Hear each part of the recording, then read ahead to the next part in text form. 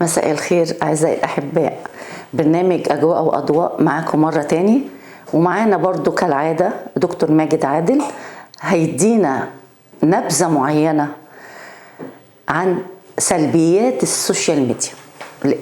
بصراحة أنا نفسي بعاني من الأمر ده، وكل البيوت بتعاني، لأن كل واحد من الآخر كده قاعد مع نفسه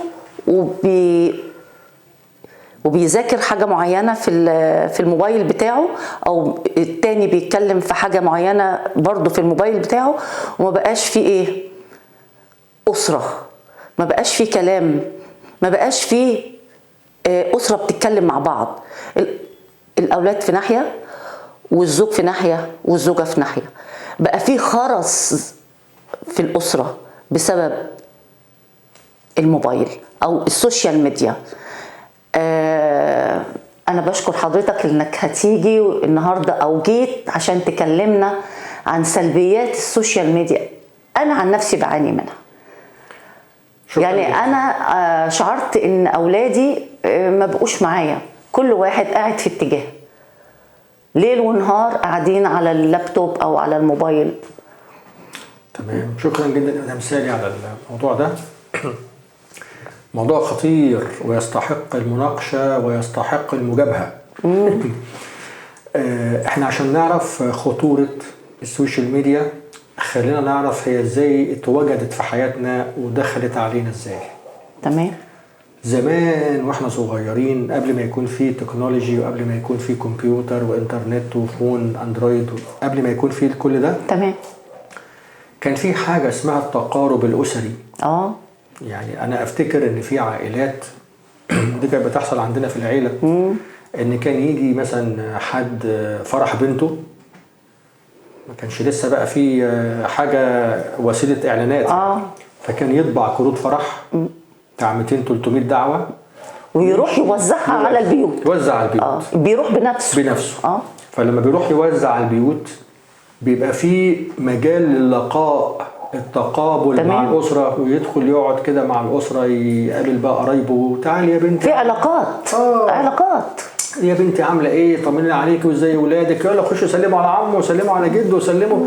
في تلاقي، في دفء أسري. السوشيال ميديا موتت العلاقات. لسه هنجيله. يعني في تلاقي وفي دفء أسري. مش بس في ده، كمان كان زمان تلاقي كده ان ايه، في الجيران تلاقي طبق الحلويات رايح الشقه اللي جنبينا، البيت اللي جنبينا، والطبق ما يرجعش فاضي. تلاقي ده يبادل ده يهادي ده يكلم ده. دلوقتي للاسف الشديد الاسر والجيران والعائلات بقى اللغه اللي بينهم لغه الايموشن. يعني انا بعد ما كنت بدخل البيت اقعد مع الاسره وجها لوجه، نتكلم ونحكي ونطمن ونود ونسال ونفرح ونمرح ونهزر علاقات. العلاقات بقت دلوقتي شاشة، وبقت ايه بقى، ايموشن. اكلمك بالشاشة، انت مش شايف وشي ولا شايف ملامحي ولا شايف تعبيراتي ولا شايف الرياكشن، مش شايف حاجة. انت شايف قدامك شاشة بوصلك فيها ايموشن، بيضحك، ايموشن مبوز، ايموشن بيعمل كده، ايموشن بيعمل حاجة، ايموشنز. كل الموضوع هو ايموشنز، مش اكتر من كده. بقت لغة شاشة وايموشنز، مش اكتر من كده، ما بتوصلش حاجه. ودي حاجه يعني ايه، بتخرب. لا ده مش بس كده، ده مش كده. انا اعتقد ان الاسلوب ده بيخلي الاطراف تفهم غلط بعض. تمام. تمام. من كارثه الكوارث، احنا يعني متخصصين في المشوره النفسيه، بيجي لنا 2 مقبلين على الارتباط، بيتعرفوا على بعض بالشاتنج. تمام. شاتنج. اقول له طب انت ازاي تتعرف عليها وهو يتعرف عليك على الشاتنج؟ الشاتنج انت مش شايفه ملامحه، هو مش شايف ملامحك، فبتوصل كلام غلط، بيوصل معاني غلط. ناهيك عن الحروف اللي بتتكتب غلط. يعني ممكن يكتب حروف غلط يوصل كلمه غير اللي هو عاوز يقولها بالظبط. وحتى لو الامور بتتفهم مش صح، بتتفهم غلط. وغير كده انت مش شايفه ملامحه، هتقدري تفهمي شخصيته ازاي؟ في موضوع الارتباط بالذات انا بنصح كل 2 مقبلين على الارتباط، ابعدوا عن التواصل عن طريق الشاتنج والسوشيال ميديا، اتقابلوا وجها لوجه وتعاملوا وجها لوجه وخدوا انطباعات صريحه، لكن ما تحكمش عليه من شاتنج. طبعا. الكارثه الاهم يا مدام سالي ان احنا جوه البيوت، شكوة الشكاوي بقى، احنا اسره، زوج، زوجه، اولاد، حلوين اهو، اسره في الوش، اسره، لكن تعالش في الاسره دي هتلاقيهم كلهم قاعدين في اوضه واحده ليفينج روم، وكل واحد قاعد باصص في تليفونه. الاب بيتابع ماتش كوره، الام بتتابع موضه ومش عارف ولبس واكل ومش عارف ايه، الولد بيلعب جيمز، البنت مش عارف بتعمل ايه، كل واحد باصص في تليفونه. مش باصين في وش بعض. ده حقيقي. اصبح يعني انا هدم اسري. هدم اسري. هو ده مش تواصل اجتماعي. لا ده مش تواصل اجتماعي، ده انعزال. ده انعزال طبعا. انعزال. وانا بسمي هذا الانعزال شلال احتلال. قولوا كده، هذا الانعزال هو شلال احتلال. انت في شلال مفتوح عليك، محتلك فكريا ومحتلك وقتيا ومحتلك نفسيا، وبيدخلك في حته كمان انت مش قدها. اللي هي ايه بقى الحته دي؟ هو فرحان ان هو قاعد قدام السوشيال ميديا، ناسي التواصل الاسري اللي بيعمل دفء مشاعر حقيقي. طبعا ربنا خلق طبيعه الانسان ان الانسان كائن اجتماعي. الانسان لما بيتفاعل مع الناس ويتعامل مع الناس ويتكلم مع الناس، في مواد كيميائيه بتفرز في مخه بتحسسه بالسلام والامان. تمام. فلو انت النهارده مطلوب منك تكون كائن اجتماعي، قطعت هذا التواصل الحقيقي واستبدلته بتواصل افتراضي في شاشه. قاعد قدام شاشه وانت متوهم ان الناس شايفاك وان انت بقيت عالمي وبتنزل بوستات وبتنزل اعلانات وبتنزل مش عارف ايه، وانت فاهم ان الناس ده، في حين ان انت منعزل وانت مش واخد بالك. بالظبط. والاسوأ من كده صنع السعاده. ايه بقى هو صنع السعاده ده بقى؟ صنع السعاده. خلي بالك من المصطلح ده. يعني بفتكر نفسي ان انا سعيد وانا مش سعيد. ازاي بقى؟ اقول لك بقى. زمان قبل الموبايلات ما تطلع كان في الكاميرا. تمام. نروح نصيف، نروح فسحه احنا والعيله، نروح اي مكان حلو بيجمعنا لحظات سعيده، فبنخلد هذه اللحظه بصوره تذكاريه.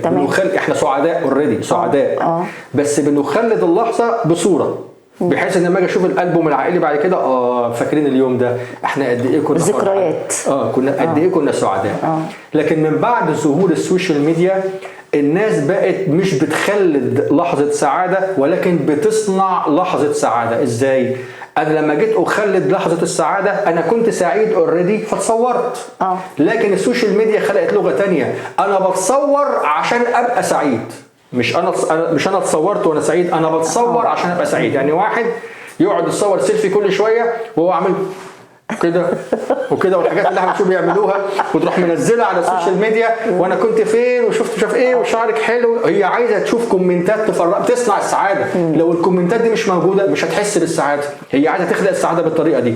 فهي بتتصور عشان تصنع السعاده. هي مش سعيده ولا حاجه، وهو مش سعيد ولا حاجه. هو بيتصور عشان يتخيل يصنع سعادته وتفرحه، وبعد ما يشير سعادته تزيد عنده بالتعليقات والكومنتات.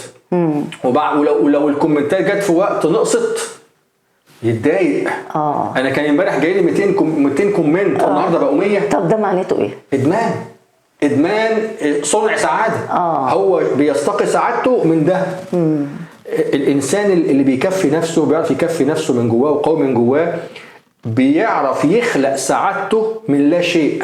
مش منتظر اني اعمل شيء عشان يديني السعاده، وانتظر ان السعاده تدعم بكومنتات وتعليقات ولايكات ومش عارف ايه، وشعرك حلو ولبسك حلو ومش عارف ايه. مش مستني ده، مش مستنيه.